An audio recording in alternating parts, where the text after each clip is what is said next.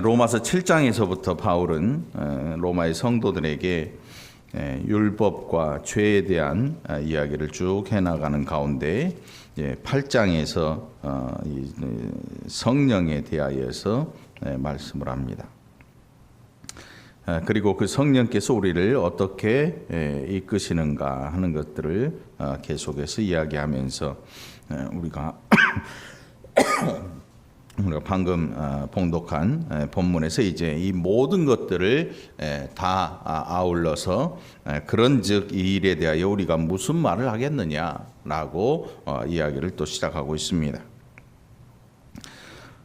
만일 하나님이 우리를 위하시면 누가 우리를 대적하리요?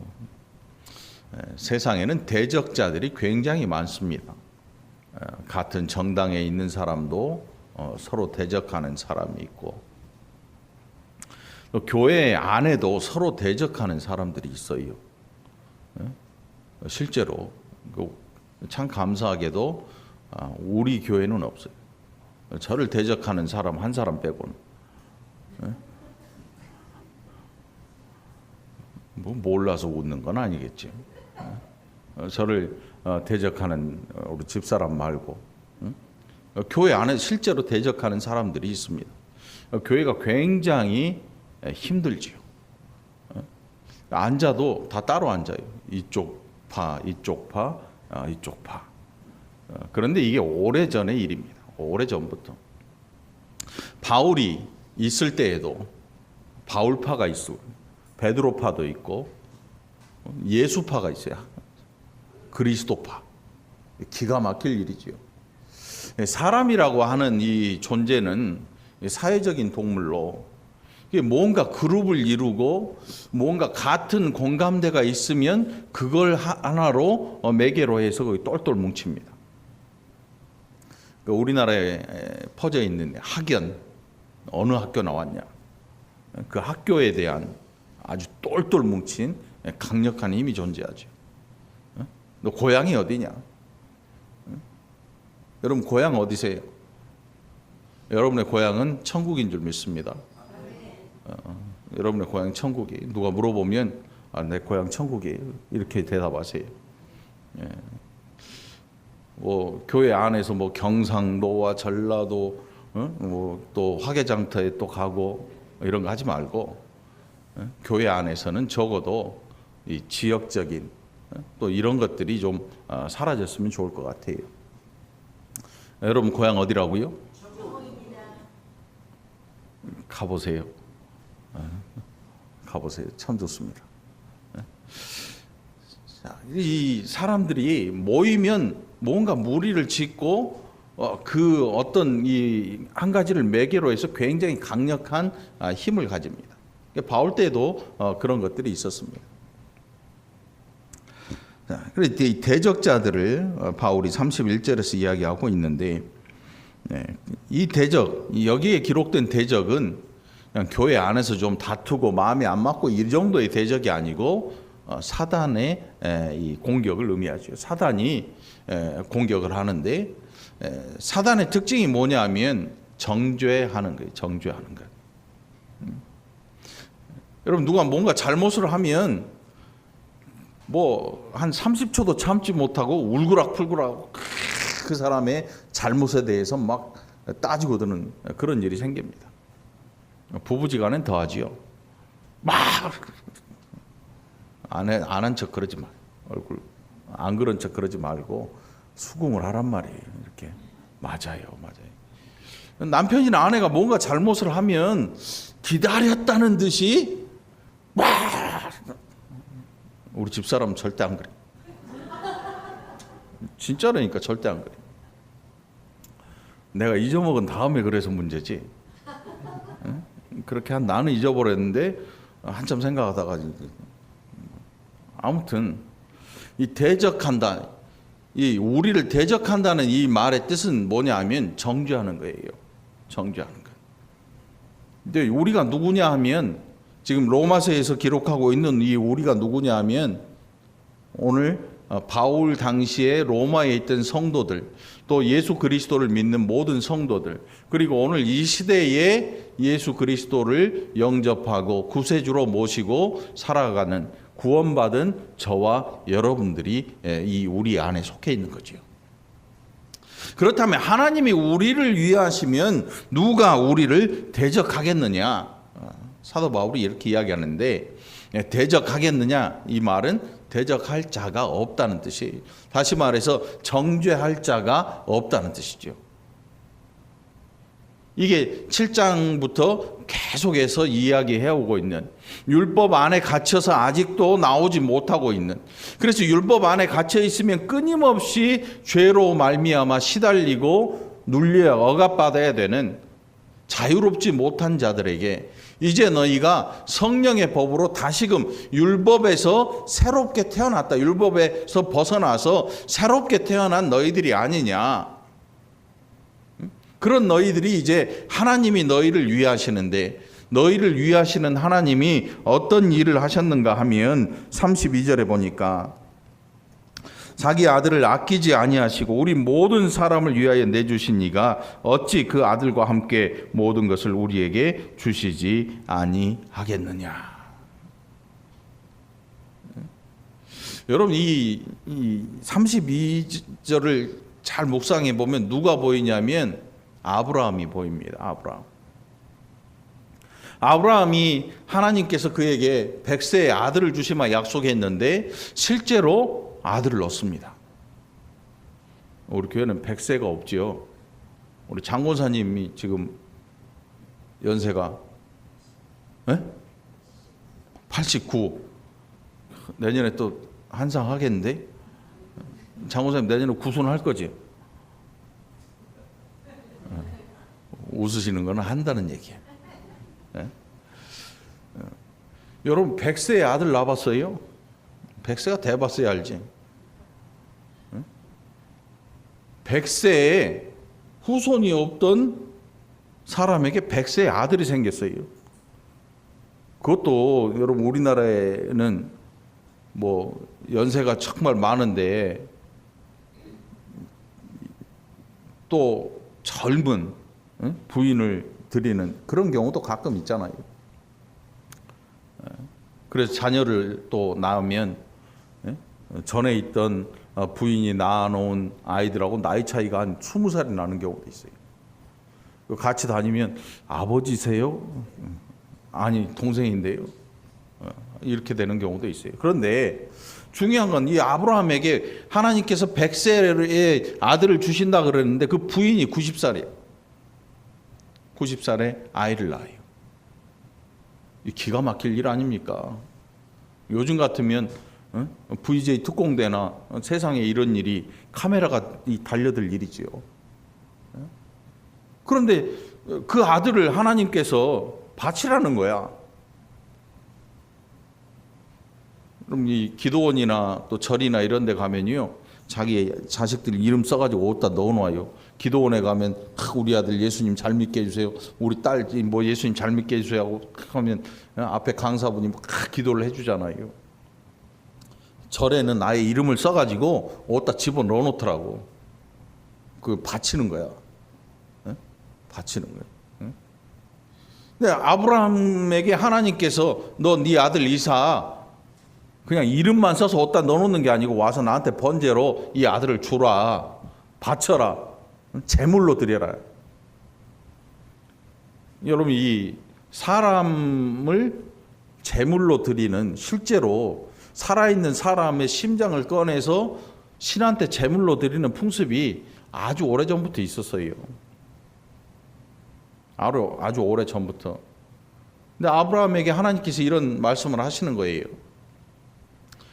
그런데 놀랍게도 아브라함이 한 번 거절하지도 않고 그 아들을 데리고 가서 실제로 그 제단에서 죽이려고 할 때, 그때 하나님께서 그를 말리시죠. 그런데 하나님 자신은 어떠하셨냐면 그 사랑하는 백성들, 택한 백성들을 위해서 자기 아들이 죽는 거를 놔두시는 거예요. 아브라함 때는 말렸습니다. 이 아브라함이 누구냐면 언약의 시작이에요. 언약의 시작. 그 아브라함과의 언약에서 내가 너로 말미암아 이 내 백성들을 하늘의 별처럼 바다의 모래처럼 셀 수 없을 만한 백성을 이루겠다. 나라를 이루겠다. 그렇게 해서 시작된 게 지금 이 이스라엘을 이루고 이 백성을 이루어 가시는데, 약속한 백성. 그 이삭의 죽음을 하나님께서 허락하지 아니하시고 말리셔요. 그리고 한 어린 양을 준비하시고 그 어린 양을 받으시죠. 이삭은 죽지 않았지만 죽은 거예요. 그래서 아브라함의 아들 이삭은 하나님께서 죽여서 뭐 번제로 받으신 적이 없어요. 멈춰라.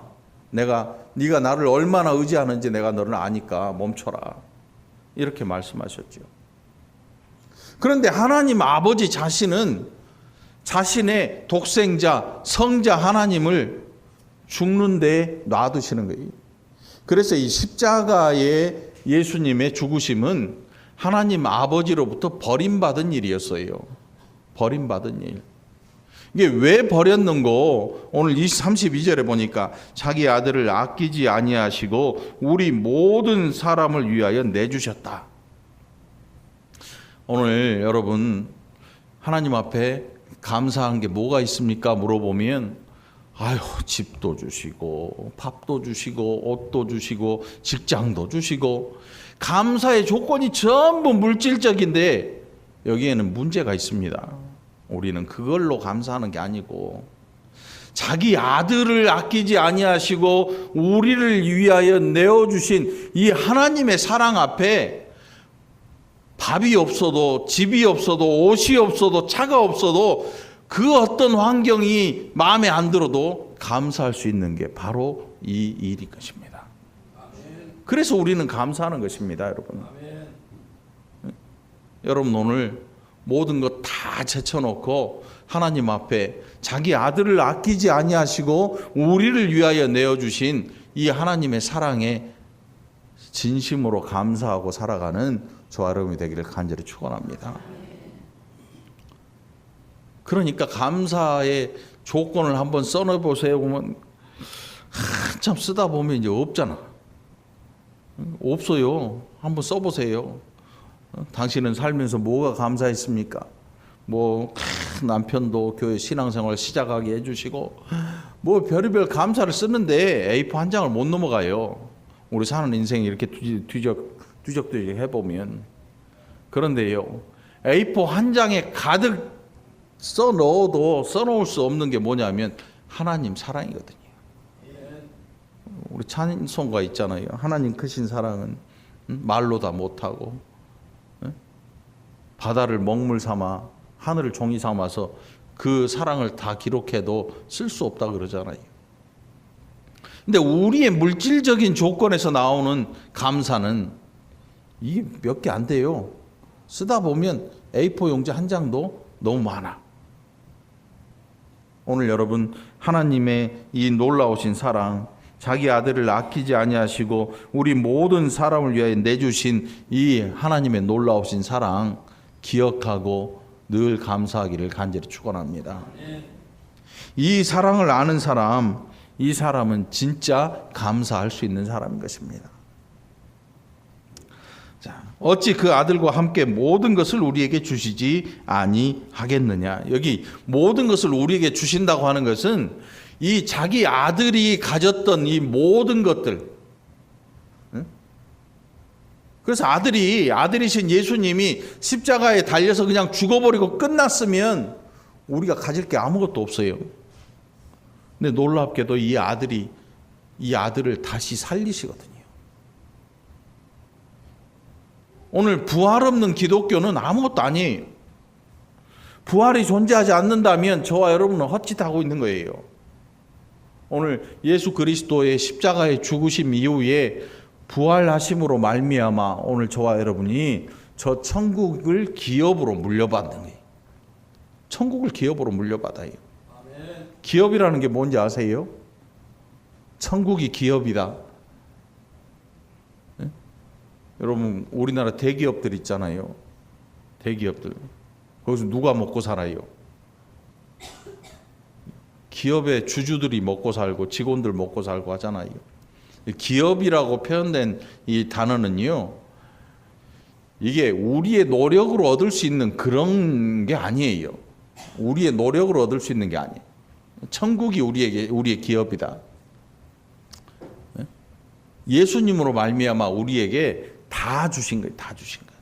이게 어찌 그 아들과 함께 모든 것을 우리에게 주시지 아니하겠느냐 이 말씀이죠. 그러니까 오늘 예수님 믿은 거 이 한 가지 일만으로도 저와 여러분은 하나님으로부터 모든 것을 받은 자들이 되었다는 사실입니다.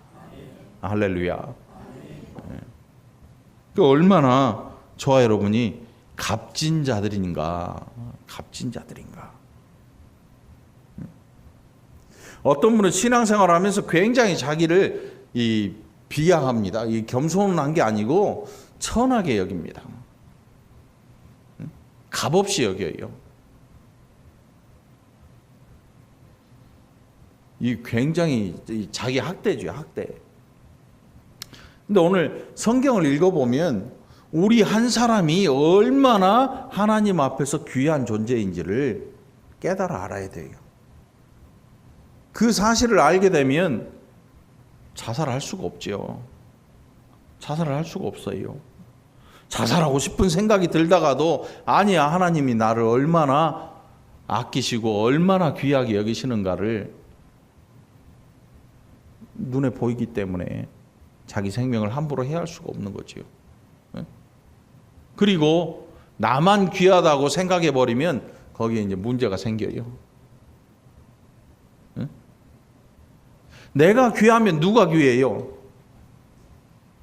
내가 나를 이렇게 귀하게 하나님께서 여기셨다면 또 누가 귀하겠어요? 내 옆 사람도 귀한 거예요. 옆 사람 얼굴 한번 봐봐요. 귀하게 보입니까? 귀하게 보여요? 우습게 보면 안 돼요. 우습게 보면 안 돼요. 연로하신 분이나 병든 자나 연약한 자나 어린아이나 젖을 먹는 유아나 어느 누구도 하나님께서 그 영혼을 구원하실 때 천한 자가 없어요. 예수 안에는 그래서 천한 자나 부한 자나 높은 자나 낮은 자나 모두가 다 하나님께서 가장 귀하게 여기시는 영혼이라는 사실입니다. 그러니까 나만 귀한 게 아니야. 나만 귀하다고 생각하는 사람들은 뭔 소리 하냐면 갑질을 해요. 갑질을 해. 나만 귀하다고 생각하면. 그게 왜 그렇게 되냐면 나는 원래 그런 사람이고 너는 원래 안 그런 사람이라는 이 정말 무지막지한 못난 생각을 하기 시작하는 거죠. 그런데 여러분, 내가 귀하면 너도 귀해 라는 이 놀라운 사실을 깨닫는 순간 우리는 하나님의 마음을 알 수가 있는 거죠. 하나님 마음을 알 수가 있는 거예요. 지금 맞냐고 전화가 온 거야. 다른 생각하지 마요. 아, 그게 사실이냐고 누가 물어보고 전화를 한 거예요. 여러분, 오늘 여러분 자신이 귀합니다. 맞나요? 그러면 옆 사람을 한번 보세요. 당신도 정말 귀합니다. 우리 한번 얘기를 해줘 봅시다.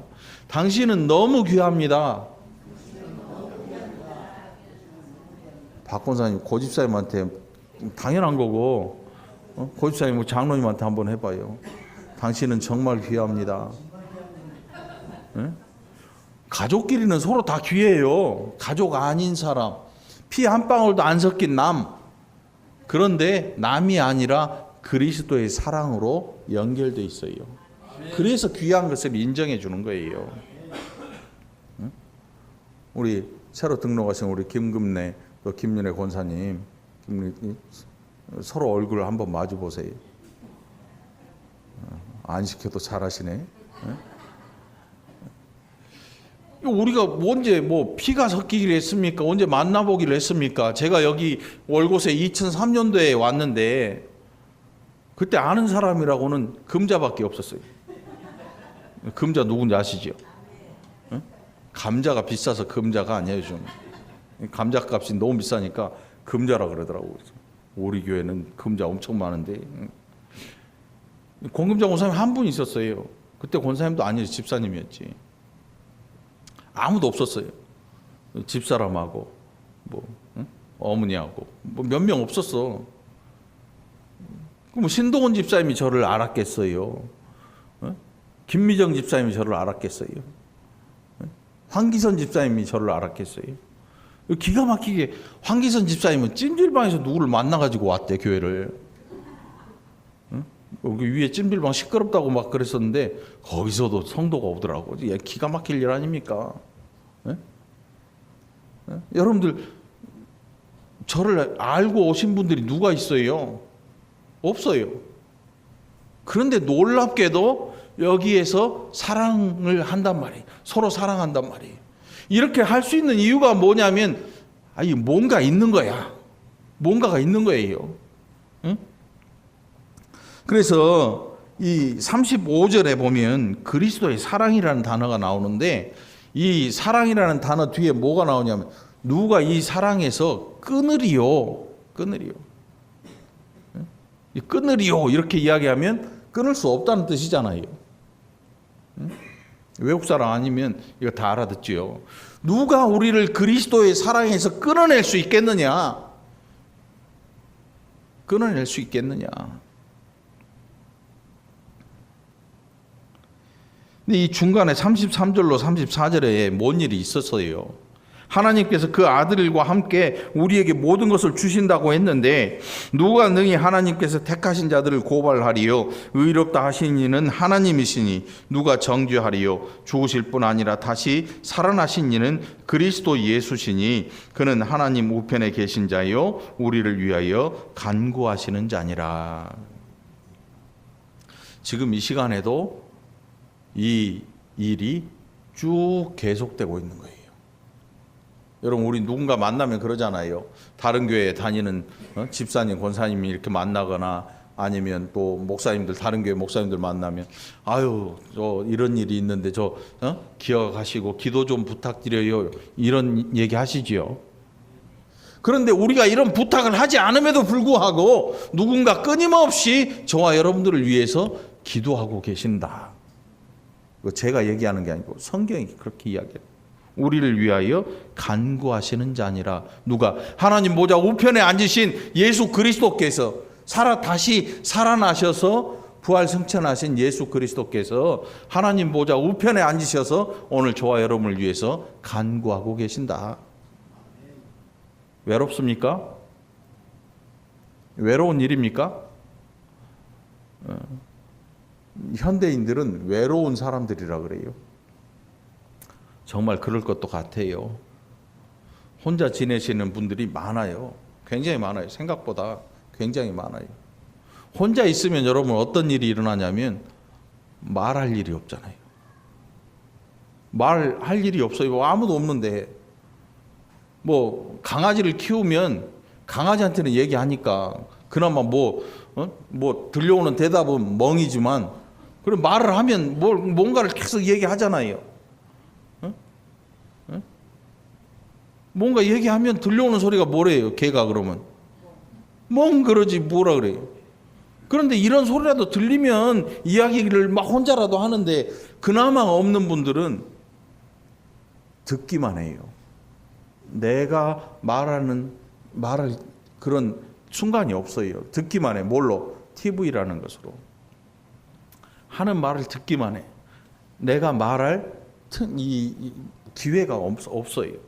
말을 못하게 하는 게 아니고 말할 수 있는 상대가 없기 때문에. 그런데 또 아줌마들은 또 안 그러지. 드라마 보면 혼자 말을 하더라고. 꼭 텔레비 뒤에서 누가 있는 것처럼 말이지. 저런 죽일 놈. 확. 크게 웃을수록 해본 사람들이. 크게 웃을수록 해본 사람들이. 오늘 여러분 이 시대가 아무리 이 외롭다고 지칭되는 시대라 할지라도 적어도 그리스도 예수 안에 있는 그 그리스도의 사랑으로 함께 연결되어 있는 성도들에게는 이 외롭다는 단어가 조금 낯선 단어가 돼야 돼요. 낯선 단어가 돼야 돼. 스스로 외로움을 느끼는 이유가 뭐냐면 하나님이 나를 안 보고 계신다고 생각하기 때문에 그래요. 우리가 아무리 멀리 떨어져 있어도 연락이 되고 목소리를 들을 수 있으면 그나마 좀 위안이 돼요. 미국에 있는 제 그 동기 목사님 있잖아요. 김춘식 목사님이라고 제가 갔다 왔잖아요. 그 목사님이 저 버지니아라는 동부에 있는 교회로 또 옮겨가신대요. 그 목사님은 굉장히 외로워야 정상인데 가끔 이 카카오 이걸로 연락을 해요. 그 목소리를 항상 들으니까 자기가 그렇게 멀리 떨어져 있다는 생각이 잘 안 드나 봐. 우리는 야 얘는 정말 너무 멀어가지고 농담으로 라면 먹고 갈래? 이런 얘기를 하는데 그러니까 목소리라도 듣고 이렇게 대화를 하면 뭔가 연결된 고리를 느끼잖아요. 그래서 여러분 오늘 사도 바울이 로마에 있는 그 성도들에게 누가 우리를 그리스도의 사랑에서 끊을 수 있겠느냐? 이 말은 뭐냐면 너희가 예루살렘에서 로마라고 하는 그 먼 거리에 있지만 거기에도 그리스도의 사랑이 존재한다. 캄보디아에 계신 우리 이동명 선교사님 멀리에 계시지만 그곳에도 하나님의 사랑이 존재하고 저 섬에 살아도 그리스도의 사랑이 존재하고 태어나서 생전 처음 본 우리 김금래 성도님하고 김윤혜 권사님 동네 지나다니면서 몇 번 얼굴 봤다고 해서 그게 사랑으로 연결되는 건 아니잖아요. 그리스도로 말미암아 이 사랑이 우리 가운데 존재하고 있는 거예요. 근데 우리 사이에 존재하는 사랑뿐만 아니고 하나님과 우리를 연결하시는 그리스도의 사랑이 있는데 이 사랑의 끈은 놀라워요. 과학이 발달하다 보니까 어떤 일이 생기냐면 1mm도 안 되는 실이 자동차를 들어 올려요, 여러분. 진짜라니까. TV에 나오잖아요. 이게 두께가 1mm가 채 안 돼. 그 자동차를 묶어가지고 위에서 들어 올려요. 거미줄 같은. 앞으로는 더 할지도 몰라요. 안 보일 만큼 가는 실로 뭐 몇 톤씩 막 들 수 있을지 몰라. 근데 사람들이 야 놀래긴 놀랬는데 그 밑으로는 안 가. 왜 그럴까? 왜 그럴까? 그 밑에 가서 한 3일 한 1분만 서 있으라 그래도 안 들어가. 그리고 달아놓은 사람도 사람 못 들어가게 테두리를 쳐놨어. 왜 그럴까요? 자기가 만들었지만 아무리 자기가 만들어 놓고 봐도 차가 달랑달랑 매달려 있기는 한데 그 밑에 들어가서는 안 될 것 같은 생각이 드는 거지요. 만에 하나 뚝 끊어지는 순간 밑에 사람이 있으면 어떻게 되겠어요? 차가 깨질 거 아니야. 차값이 아까워서.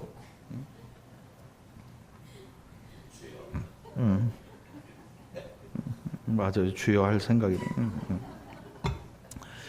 이게 하나님의 사랑은 어떤 사랑이냐면 이제 나와요. 이 사랑을 절대 끌어낼 수 없다는 환난이나 곤고나 박해나 기근이나 적신이나 위험이나 칼이랴.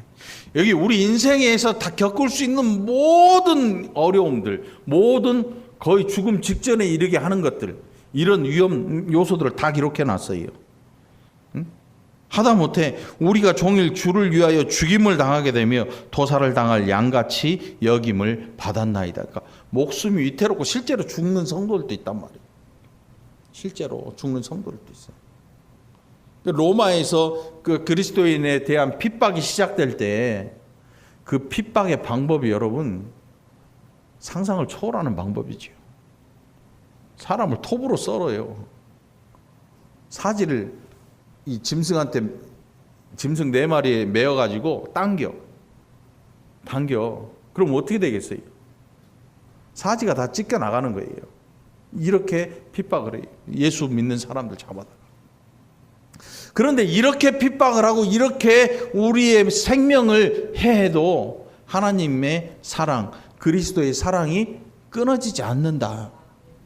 이게 사도 바울이 로마에 있는 성도들에게 강력하게 이야기하고 있는 하나님의 사랑, 그리스도의 사랑의 놀라운 힘인 거예요. 찢겨 죽으면 천국 못 갑니까? 놀랍게도 하나님께서 그를 구원하십니다. 실패하지 않으시는 하나님의 놀라운 능력과 우리를 절대로 놓치지 아니하시는 그리스도의 사랑이 존재한다는 사실입니다. 우리가 그 사랑으로 서로 연결되어 있는 것입니다. 그래서 여러분, 우리는 사람에 대한 사랑, 생명에 대한 사랑, 이 사랑을 정말 크게 가질 필요가 있는 것입니다. 교회는요, 사람이 많아서 좋은 교회가 아니에요. 착한 성도들이 좋은 교회를 만들어가는 줄 믿습니다. 착한 성도들이. 여러분 잘 생각하세요. 여러분들이 착한 성도가 되지 못하면 좋은 교회는 만들어지지 않아요. 혜인이 착한 애잖아요. 장로님 착하십니까? 고집사님 착하세요? 박 권사님 착하시나요? 김노희 권사님 착하세요? 글쎄. 착해. 여러분 스스로 내가 착한 성도가 돼야겠다 마음을 먹어야 돼요. 그리고 착한 행실을 가져야 돼요. 착한 행실을 가져야 돼요. 제가 알고 있는 우리나라의 전도 왕이라고 하는 분들, 전도라면 뭐 모든 노하우를 가지고 있는 분들. 그런데 착한 행실을 가진 성도들이 많은 교회는 어떨까? 정말 착한 행실을 가진 성도들이 그 교회 안에 있다면 그 교회는 사람이 얼마나 많이 올까? 이게 많고 작음을 생각하면 좀 그렇지만 전도 왕들의 노하우 얼마나 많은지 몰라요, 여러분. 맨날 전도 세미나 하고 그러는데 전도 안 되잖아요. 그거 가지고는 이제 전도하는 시대가 지나가 버리고 말았어요. 훈련 갖고 되는 게 아니고 이제는 변화된 성도들, 착한 행실을 가진 성도들이 존재해야 이제 하나님의 나라가 이 땅에서 조금씩 확장될 수 있는 기미가 보일 수 있는 거예요. 수많은 방법들이 동원되고 엄청난 물질들이 동원되지만 그 시대가 지나고 보니까 교회가 오히려 피폐해졌어요. 사람들에게 더 이상 기대감이 존재하지 않아요. 교회에 대한 기대감이 은연중에 늘 존재했어요. 그런데 이제는 그런 기대감이 없어요. 그런 기대감을 누구를 통해서 만들 수 있을까? 오늘 저와 여러분을 통해서 하나님께서 만들기를 원하시는 거지요. 37절입니다. 그러나 이 모든 일에 우리를 사랑하시는 이로 말미암아 우리가 넉넉히 이기느니라. 여러분, 넉넉히 이긴다는 뜻이 뭔 뜻인지 아시죠? 넉넉히 이긴다. 축구할 때 보니까 간신히 이기더라고. 간신히 이겨. 간신히 이겨. 그거는 넉넉히 이긴다는 뜻이 아니지요. 넉넉히 이긴다고 하는 것은 이 승리에 어느 누구도 반론을 제기할 수 없는 거예요. 반론을 제기할 수 없어요. 왜? 보기만 해도 명명백백하게 승리가 보이기 때문에 이게 넉넉히 이기는 승리거든요. 근데 우리가 잘나서 이기는 게 아니고 우리를 사랑하시는 이로 말미암아 우리가 넉넉히 이긴다. 오늘 저와 여러분이 살아가는 이 원동력, 힘이 어디서 나오나요? 그리스도의 사랑이 우리 삶의 힘이 되는 줄 믿습니다. 이 사랑으로 살아가는 거예요.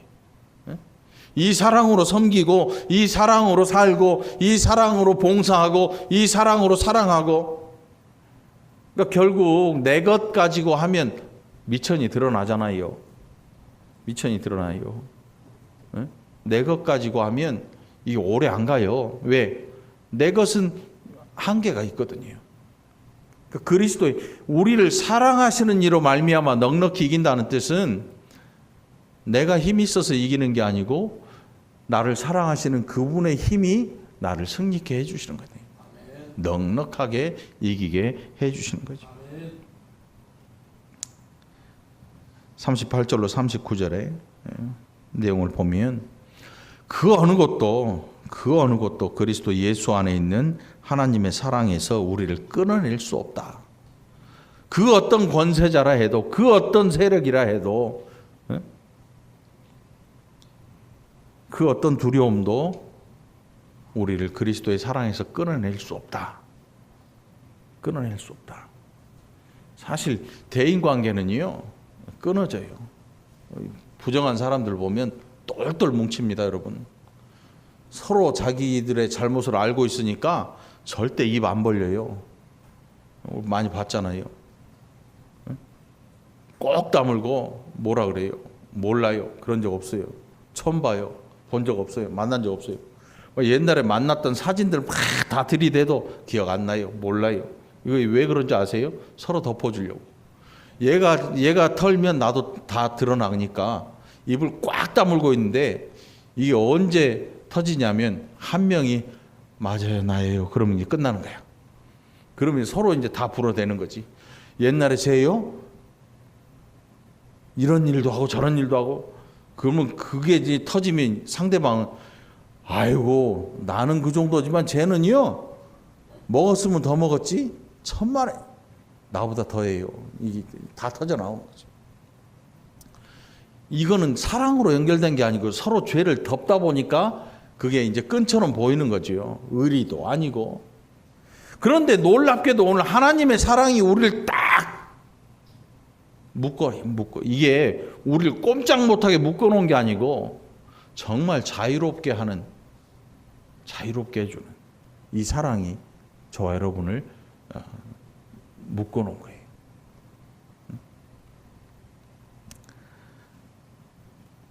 이제 죄가 더 이상 우리를 정죄하지 않습니다. 율법이 더 이상 우리를 죄인이라고 정죄하지 않습니다.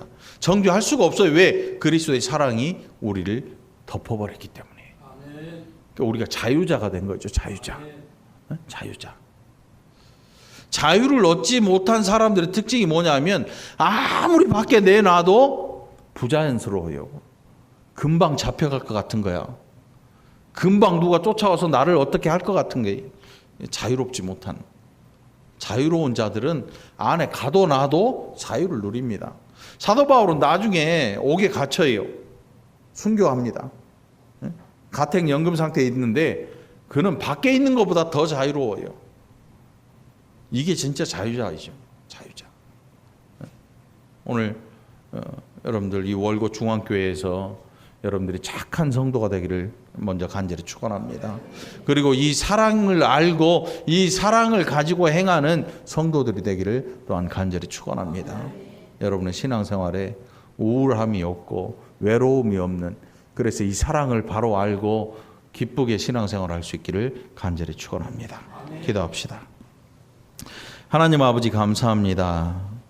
사랑하는 백성들 그리스도의 사랑으로 우리를 넉넉하게 이 세상에서 승리할 수 있도록 주신 은혜 감사를 드립니다. 비록 연약하고 힘들고 어렵지만 사랑하는 백성들 그 어느 누구도 이 사랑에서 우리를 끊을 수 없는 우리로 넉넉한 승리자가 되게 하시는 하나님의 이 놀라운 뜻을 잘 깨달아 알고 살아가는 착한 성도들이 되게 하여 주시옵소서. 이 시간도 함께 하심을 감사드리옵고 예수님 이름으로 간절히 기도합나이다. 아멘.